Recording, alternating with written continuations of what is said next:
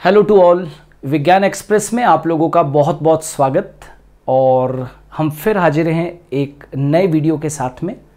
और आज का वीडियो शुरू करें उससे पहले कुछ लाइंस हैं जो कि बहुत ब्यूटीफुल लाइंस हैं और आप लोगों को प्रेरित कर सकती हैं। The only thing that overcomes hard luck is hard work. एक चीज़ जो आप हमेशा कहते हो कि अरे यार मेरा हार्ड लक था और मैं ये चीज़ पा नहीं पाया, तो यदि इस हार्ड लक को ओवरकम करना चाहते हो तो एक ही चीज़ है और वो है कठोर परिश्रम।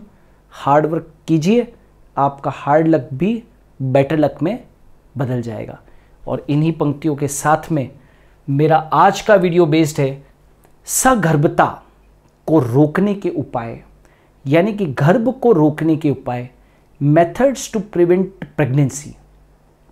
ऐसे कौन कौन से मेथड्स हैं जो कि प्रेगनेंसी को रोक सकते हैं। यहाँ पर आज इस वीडियो के अंदर हम लोग उन्हीं के ऊपर फोकस करेंगे, कुछ उन्हीं के ऊपर क्वेश्चंस करेंगे आज जो कि प्रेगनेंसी को रोकते हैं। सबसे पहला, व्हाट इज पीरियोडिक एब्स्टिनेंस? आवधिक संयम क्या है? आवधिक संयम क्या है? तो याद रखो, रजो चक्र के 10th डे से लेकर और रजो चक्र के 10th डे से लेकर और 17th डे के बीच एक कपल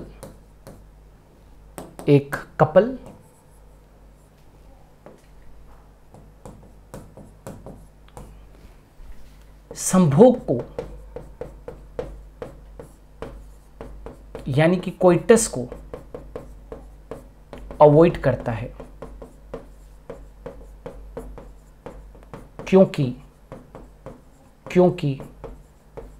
इन दिनों में ओव्यूलेशन की संभावना, ओव्यूलेशन यानी कि अंडोत्सर्ग की संभावना सबसे अधिक होती है। संभावना सबसे, राइट, क्या कहा मैंने? सबसे अधिक होती है।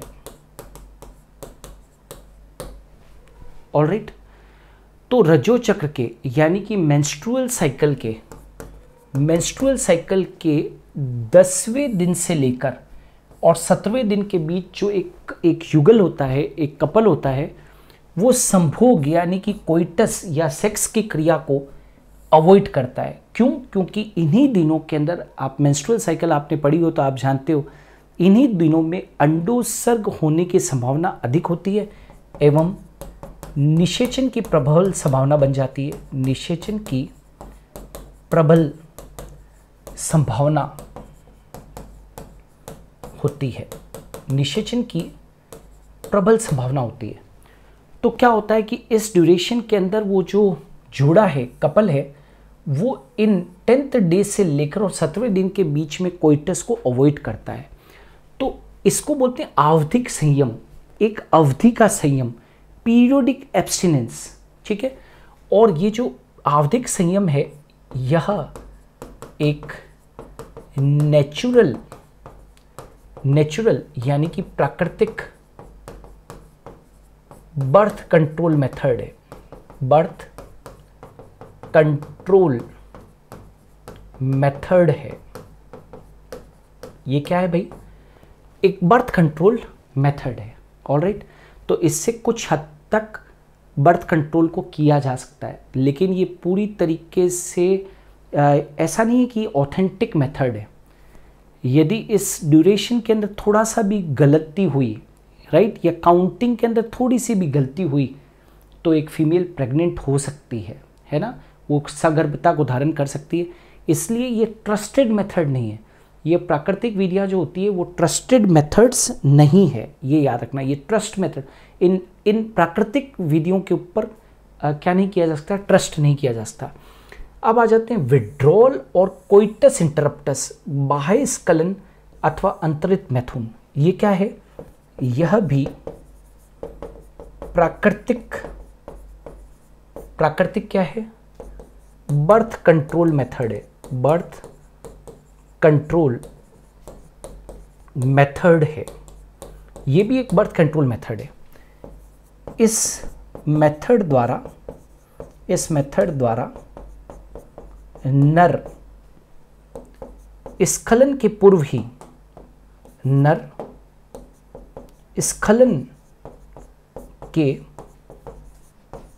ही अपने शिश्न बोले तो पेनिस को मादा की योनि से बाहर निकाल लेता है ताकि वीर्य का त्याग मादा की योनि में ना हो। लेकिन इस विधि के फेल होने के चांसेस अधिक रहते हैं। बात समझ में आ रही है? बाह्य स्खलन या अंतरित मैथुन यानी कि विड्रॉल और कोइटस इंटरप्टस, ये क्या चीज़ है? यह भी एक प्राकृतिक यानी कि नेचुरल बर्थ कंट्रोल मेथड। इसमें क्या करता है, इस मेथड द्वारा नर उसका वीर्य स्खलित हो। इस मेथड में क्या करता है कि मैथुन की क्रिया जब चल रही होती है, जब मैथुन की क्रिया चल रही होती है, राइट, और नर अपने शिश्न को मादा के जेनिटल पथ के अंदर, योनि के अंदर प्रवेश करवाता है, तो वो क्या करता है कि स्खलन के पूर्व ही यानी कि इजेकुलेशन के पहले ही अपने पेनिस को फीमेल वेजाइना से, योनि मतलब वेजाइना से बाहर निकाल देता है ताकि जो वीर्य है, जो सेमेन है, राइट, उसका त्याग मादा की योनि में ना हो। उसके पीछे उसका लॉजिक है कि यदि उसने सेमेन को योनि में न डालकर और बाहर निकाल दिया तो फीमेल के अंदर सेमेन जाएगा ही नहीं, और सेमेन नहीं जाएगा तो फीमेल जो है वो प्रेग्नेंट नहीं होगी, यानी कि गर्भ धारण उसके अंदर नहीं होगा।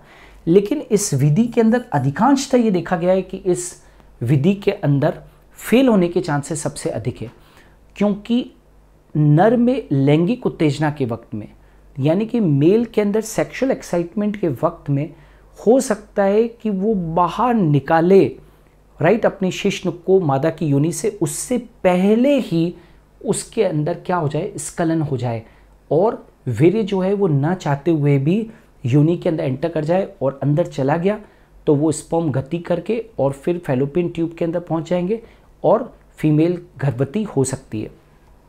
तो लैंगिक उत्तेजना के वक्त में, सेक्सुअल एक्साइटमेंट के वक्त में पेनिस को फीमेल की वेजाइना से निकालना, राइट, और वीर्य को बाहर निकालना, ये मेथड जो है वो विड्रॉल मेथड कहलाता है। लेकिन विड्रॉल कई बार, ज़्यादातर केस में विड्रॉल करने के पहले ही सेमेन जो होता है वो फीमेल के अंदर स्खलित हो चुका होता है, इजेकुलेट हो चुका होता है, और फीमेल के गर्भवती होने के, फीमेल के प्रेग्नेंट होने के चांसेस बढ़ जाते हैं। तो ये भी एक नेचुरल बर्थ कंट्रोल मेथड है जिसको कई लोग अपनाते हैं। लेकिन इन दोनों ही मेथड के अंदर, चाहे वो आवधिक संयम हो, पीरियोडिक एब्स्टिनेंस हो, या विड्रॉल और कोइटस इंटरप्टस हो, यानी कि बाह्य स्खलन अथवा आंतरिक मैथुन हो, दोनों ही विधियों के फेल होने के चांसेस बहुत बहुत ज़्यादा है। अब आ जाते हैं स्तनपान अनातर्व लैक्टेशनल एमिनोरिया। लैक्टेशनल एमिनोरिया का मतलब क्या होता है कि स्तनपान के दौरान, बच्चे के जन्म के बाद स्तनपान के दौरान, मतलब कब, अधिकतम 6 माह तक, मतलब एक माँ जब बच्चे को बर्थ दे देती है, जब एक माँ बच्चे को बर्थ दे देती है तो बच्चे के जन्म के बाद नेचुरल है कि वो जो बच्चा है वो माँ से दूध को प्राप्त करता है। तो जब फीमेल अपने बच्चे को अधिकतम, लेकिन शर्त ये कि 6 माह तक है ना, जब दुग्ध पान करवाई रही होती है तो स्तनपान के दौरान अधिकतम 6 माह तक, बच्चा होने के 6 माह तक स्तनपान के दौरान उस माँ में मेंस्ट्रुअल साइकिल यानी कि रजो चक्र या आतर्व चक्र, उस माँ में मेंस्ट्रुअल साइकिल एब्सेंट रहती है। इसे ही स्तनपान अनातर्व चक्र कहते हैं। इसे ही स्तनपान अनातर्व चक्र कहते हैं। आप समझिए, स्तनपान के दौरान अधिकतम 6 माह तक उस माँ में मेंस्ट्रुअल साइकिल एब्सेंट होती है। मतलब एक बेबी का बर्थ हुआ, बेबी के बर्थ होने के बाद में फीमेल, जिस दिन फीमेल से बेबी का बर्थ हुआ तो उस माँ के अंदर बेबी बर्थ से लगाकर 6 महीने तक मेंस्ट्रुअल साइकिल नहीं आएगा। मेंस्ट्रुअल साइकिल नहीं आएगी, इसका मतलब ओवम रिलीज नहीं होगा। और इस माँ के अंदर ओवम रिलीज नहीं हुआ तो उस फीमेल को यदि उसके हस्बैंड से स्पर्म मिलता भी है तो भी वो फीमेल दोबारा गर्भवती नहीं होगी, दोबारा प्रेग्नेंट नहीं होगी 6 महीने तक, क्योंकि उसके अंदर ओवम ही रिलीज नहीं हो रहा है। ये नेचर ने इसलिए किया, ये नेचर का बच्चों में गैप करने का एक उत्तम उपाय है।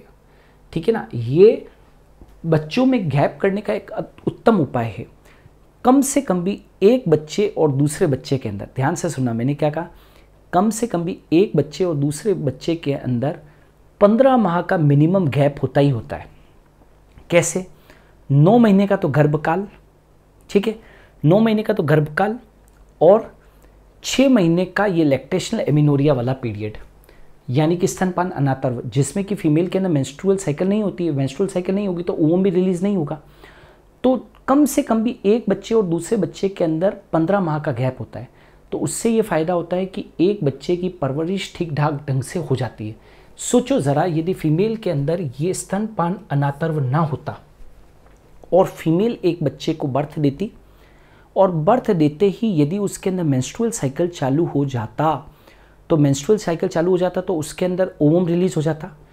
और यदि वो फीमेल अपने हस्बैंड के स्पर्म, राइट, यदि उस फीमेल का ओवम उसके हस्बैंड के स्पर्म के कांटेक्ट में आ जाता तो फीमेल ने एक बच्चे को बर्थ दिया, और यदि उसमें ओवम रिलीज होता और स्पर्म मिल जाता उस फीमेल को तो स्पर्म और ओवम जुड़ जाते, फीमेल फिर से प्रेग्नेंट हो जाती।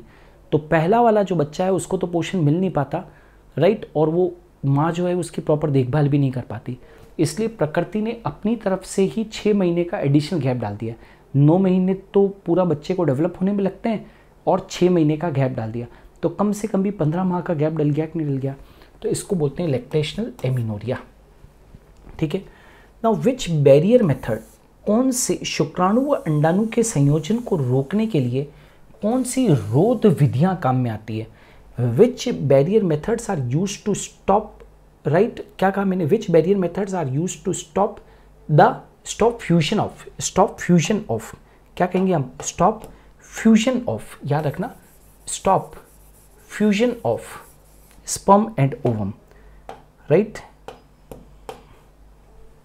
ये fusion of sperm and ovum. Which barrier methods are used to stop fusion of sperm and ovum, शुक्राणु व अंडाणु के संयोजन को रोकने के लिए कौन सी रोध विधियां काम में आती, कौन सी रोध विधियां काम में आएगी? तो बेटा याद रखना, जो रोध विधियां काम में आती है वो सबसे पहली जो रोध विधि है, रोध विधि, बैरियर जो स्पर्म और ओवम को रोके, है ना। जैसे कि एक तो यहाँ पर ये मैंने बनाया है, राइट, ये जो है, ये जो चीज़ बनाई है, ये तो क्या है, मेल कॉन्डोम है। ये क्या है, मेल कॉन्डोम। ठीक है। तो शुक्राणु व अंडाणु, तो मान लीजिए कि मेल ने यहाँ पर यदि स्पर्म को रिलीज़ किया, यानी कि सेमेन को रिलीज़ किया, तो वो स्पर्म तो यहाँ पर ही रुक जाएंगे। तो फीमेल के अंदर, फीमेल के जेनिटल ट्रैक्ट के अंदर यदि मेल इंसर्ट भी करेगा तो भी स्पर्म जो है, सेमेन जो है वो यहाँ पर ही रुक जाएगा। तो रोध विधियों के अंदर सबसे पहला जो है वो क्या चीज़ है, कॉन्डोम है। ठीक है, कॉन्डोम है। ये जो कॉन्डोम है वो मार्केट के अंदर मेल कॉन्डोम भी उपलब्ध हैं और फीमेल कॉन्डोम भी उपलब्ध हैं। लेकिन ये जो मेल और फीमेल कॉन्डोम्स में से इंडिया के अंदर जो सबसे ज़्यादा यूज़ होते हैं वो मेल कॉन्डोम्स हैं। फीमेल कॉन्डोम का चलन अपने इंडिया के अंदर अभी कम है। फीमेल कॉन्डोम कुछ इस तरीके के होते हैं, फीमेल कॉन्डोम कुछ इस तरीके के होते हैं, ठीक है। ये फीमेल कॉन्डोम है लेकिन इसका चलन कम है, ठीक है, तो ये भी याद रखना। तो दूसरा जो है वो कौन सा है, डायफ्राम है, डायफ्राम है। एक और होता है जिसको कि हम बोलते हैं cervical caps, cervical caps, cervical caps, right, यानी कि गर्भाशय ग्रीवा टोपी, गर्भाशय ग्रीवा टोपी, गर्भाशय ग्रीवा टोपी। और फोर्थ जो है वो कौन सी है भाई, तो वॉल्ट्स है। तो ये चीज़ याद रखना कि कॉन्डोम, डायफ्राम, सर्वाइकल कैप्स और वॉल्ट्स। भारत के अंदर जो एक प्रचलित ब्रांड है जिसको कि निरोध कहते हैं, राइट, वो इसी का ब्रांड है। तो शुक्राणु व अंडाणु के संयोजन को रोकने के लिए कौन सी रोध विधियां काम में आती है, तो कॉन्डोम, डायफ्राम, सर्वाइकल कैप्स और वॉल्ट्स काम में आते हैं। भारत के अंदर इन सब में इस्तेमाल की जाने वाली जो है सबसे ज़्यादा वो कौन सी कॉन्डोम्स हैं, या जो रबर से बनी हुई लेटेक्स होते हैं, है ना, ये क्या होते हैं, रबर लेटेक्स, है ना, रबर लेटेक्स से बने होते हैं, ठीक है। तो जो कि स्पर्म और ओवम के फ्यूजन को रोकते हैं। कॉपर रिलीजिंग आईयूडी कौन सी, आईयूडी का मतलब क्या होता है, intra uterine devices, intra uterine devices, इसको बोलते हैं अंतः गर्भाशयी युक्तियां, क्योंकि ये गर्भाशय के अंदर इम्प्लांट की जाती है एक प्रशिक्षित डॉक्टर या नर्स के द्वारा। तो तांबा मोचक आईयूडीज कौन कौन सी है, तो एक तो देखो बहुत फेमस है इंडिया के अंदर जिसको बोलते हैं कॉपर टी, शॉर्ट में इसको बोलते हैं CUT। दूसरा जो है वो कॉपर 7, कॉपर 7 इसको शॉर्ट में बोलते हैं CU7। और मल्टीलोड 375, मल्टीलोड 375, मल्टीलोड 375। तो तांबा मोचक आईयूडीज कौन कौन सी, कॉपर टी है, कॉपर 7 है और मल्टीलोड 375 है। औषधिहीन आईयूडी मतलब non medicated intra uterine devices कौन सी, इंट्रा यूटेराइन डिवाइसेस, है ना, तो वो कौन सी है, तो उसमें से लिपीज लूप है, ठीक है, याद रखना कौन सा लूप होता है भाई, लिपीज लूप। ये नॉन मेडिकेटेड आईयूडी है, इसको लिपीज लूप कहते हैं। Non steroidal contraceptive pill prepared by CDRI, ठीक है ना, गैर स्टीरॉयड गर्भ निरोधक गोली जो CDRI द्वारा तैयार की, central drug research institute, central drug research institute,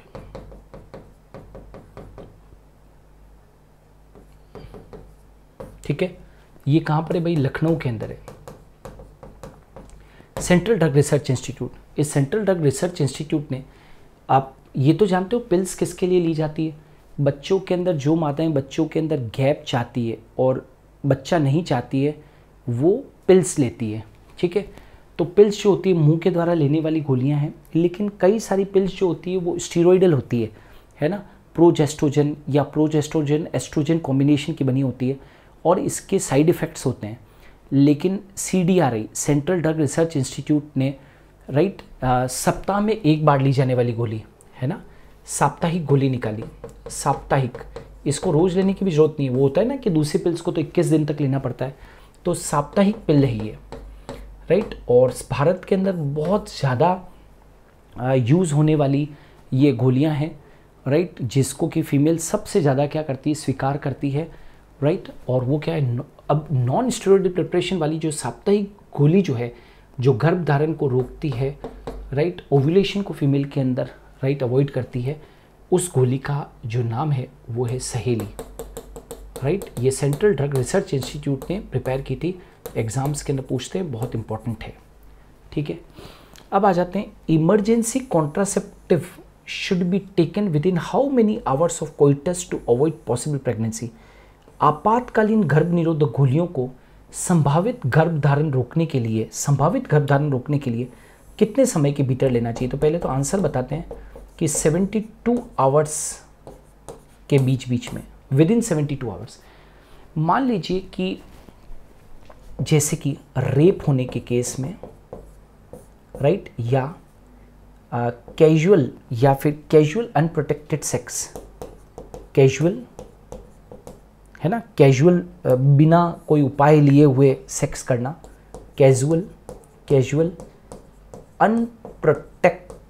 unprotected sex, casual unprotected sex के कारण, राइट, बिना कोई गर्भ निरोधक उपाय का प्रयोग किए अनप्रोटेक्टेड सेक्स करने से, या रेप आदि के केसेस के अंदर मान लीजिए कि फीमेल को प्रेग्नेंट होने की संभावना रहती है और उसके अंदर स्पर्म वगैरह एंटर कर जाता है ना, स्पर्म वगैरह एंटर कर जाता है, उस केस के अंदर फीमेल को 72 घंटे के अंदर इमरजेंसी कॉन्ट्रासेप्टिव पिल्स यदि फीमेल 72 घंटे के अंदर लेती है तो वो कॉन्ट्रासेप्टिव पिल काम करेगी और फीमेल प्रेग्नेंट नहीं होगी। क्यों? क्योंकि 72 घंटे तक जो फर्टिलाइज्ड एग होता है वो फैलोपियन ट्यूब यानी कि अंडवाहिनी में ही रहता है। 72 घंटे के बाद में वो पहुंच जाता है कहाँ पर? यूट्रस के अंदर। और एक मतलब 72 घंटे के बाद कभी भी, तीसरे दिन के बाद, चौथे दिन से कभी भी वो पहुंच सकता है। तो यदि एक बार वो गर्भाशय में पहुंच जाएगा तो फिर उसको निकालना भारी पड़ेगा। यदि आप उस सगर्भता को नहीं चाहते हो, प्रेगनेंसी को नहीं चाहते हो, और लगता है कि कैजुअल अनप्रोटेक्टेड सेक्स के कारण स्पर्म अंदर चला गया है, तो उसको 72 घंटे के अंदर आप ख़त्म कर सकते हो। लेकिन शर्त यह है कि टाइम बाउंड कितना है? कोइटस हुआ है, जिस वक्त कोइटस जब हुआ है उससे 72 घंटे के अंदर उस टैबलेट को लेना पड़ेगा। मार्केट में खूब सारी अवेलेबल होती है गोलियां, जैसे कि अनवांटेड 72।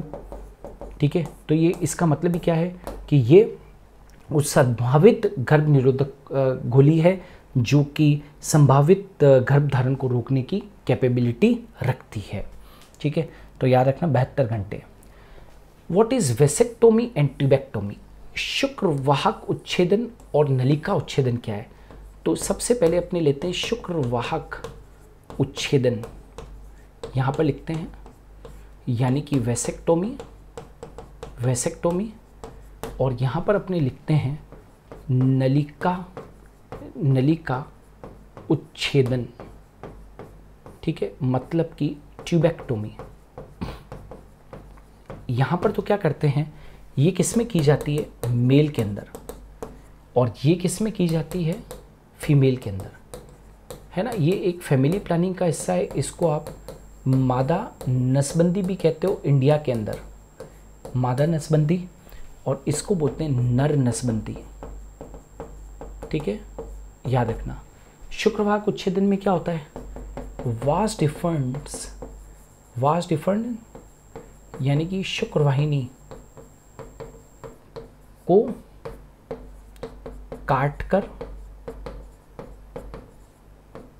काटे हुए सिरों को बांध देते हैं। ठीक है, जैसे कि मान लीजिए कि ये शुक्रवाहिनी है, तो ये यहाँ से काटी और यहाँ से धागों से उसके सिरों को बांध देंगे, तो क्या स्पर्म इधर से इधर जा पाएगा? क्या नहीं जा पाएगा, बस तो फर्टिलाइजेशन होने का सवाल नहीं उठता है। और ट्यूबेक्टोमी में क्या होता है? फैलोपियन ट्यूब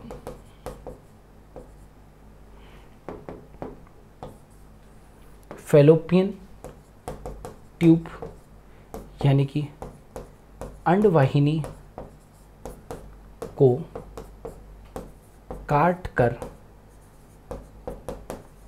काटे हुए सिरों को बांध दिया जाता है।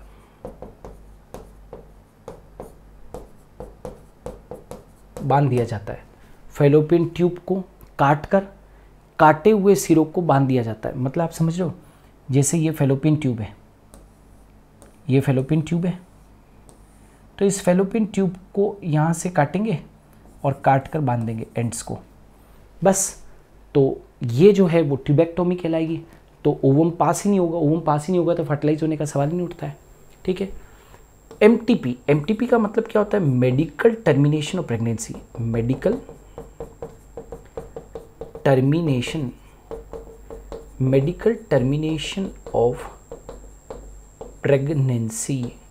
टर्मिनेशन ऑफ प्रेगनेंसी मतलब कि सगर्भता का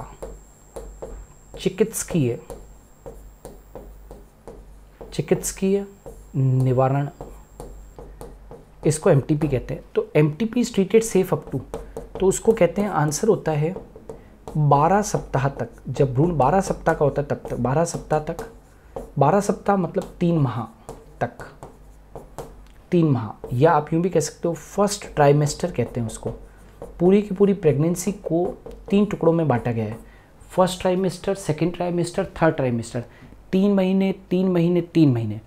तो यदि कोई एक फीमेल चाहती है कि उसके अनचाहे गर्भ को वो हटाना चाहती है, तो वो भारतीय नियम के अनुसार, 1971 के नियम के अनुसार वो डॉक्टर के पास में जा सकती है और वो डिमांड कर सकती है कि वो अपने बच्चे को हटाना चाहती है, गिराना चाहती है, मतलब कि वो इंड्यूस्ड एबॉर्शन करवाना चाहती है, गर्भपात करवाना चाहती है, तो ये उसका कानूनी अधिकार है। यदि माँ नहीं चाहती है उसको बच्चे को जन्म नहीं देना है, तो ये उसका कानूनी अधिकार है। वो डॉक्टर के पास में जाएगी और डॉक्टर से एमटीपी की डिमांड करेगी और डॉक्टर क्या कर देगा? एमटीपी कर देगा। लेकिन माँ की जान पर कहीं खतरा ना हो जाए, इसलिए सुरक्षित एमटीपी 12 सप्ताह तक का जो गर्भ होता है वहाँ तक ही की जाती है। उसके बाद भी एमटीपी हो सकती है, लेकिन उसके बाद में माँ के लिए वो एमटीपी करवाना जान से मतलब उनकी जान के लिए घातक हो सकता है। तो एमटीपी जो होती है, यदि कोई फीमेल नहीं चाहती है कि उसके बच्चा हो, तो वो डॉक्टर के पास में जाएगी और कहेगी कि मुझे इंटेंशनल या मुझे एबॉर्शन करवाना है या गर्भपात करवाना है। ये उसका हक है कि यदि माँ नहीं चाहती है तो वो हक है। 1971 के नियम के अनुसार भारत के अंदर एमटीपी को लीगलाइज किया गया था कि माँ अपनी इच्छा से बच्चे को गिराना चाहती है तो वो गिरा सकती है। लेकिन विश्व भर के अंदर कई सारे देश हैं जहाँ पर कि एमटीपी जो है उसको लीगलाइज नहीं किया गया है। भारत के अंदर अभी हाल के अंदर देखें तो हम 1971 से ये लीगलाइज्ड है। तो माँ चाहती है अपने अनचाहे गर्भ को हटाना, तो 12 सप्ताह तक ही वो हटा ले तो बेटर है। 12 सप्ताह के बाद में कॉम्प्लिकेशन चालू हो जाएंगे और माँ की मौत तक भी हो सकती है एमटीपी के दौरान। ऑलराइट, तो आज की क्लास के अंदर हमने ये पढ़ा कि प्रेगनेंसी को कैसे रोका जाए। तो हमने क्वेश्चंस के फॉर्मेट के अंदर इस बात को बताने की कोशिश की कि एक फ़ीमेल जो है वो बच्चा नहीं चाहती है तो वो क्या करे, वो प्रेगनेंसी को अवॉइड कैसे करे।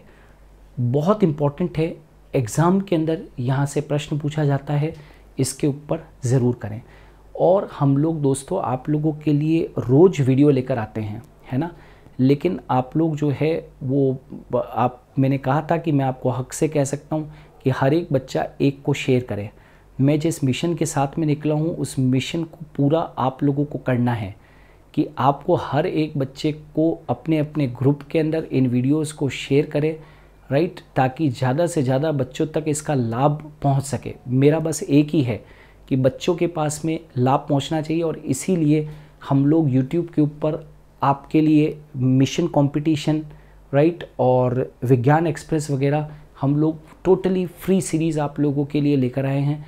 और आने वाले दिनों के अंदर हम और भी इस तरीके की सीरीज़ आप लोगों के लिए लेकर आएंगे अलग अलग विषयों के ऊपर। वो तभी संभव हो पाएगा जब आप वीडियोस को बहुत लाइक शेयर करें और चैनल को सब्सक्राइब करें। आज के लिए इतना ही, हम कल फिर हाजिर होंगे ठीक 11 बजे विज्ञान एक्सप्रेस में एक नए वीडियो के साथ में।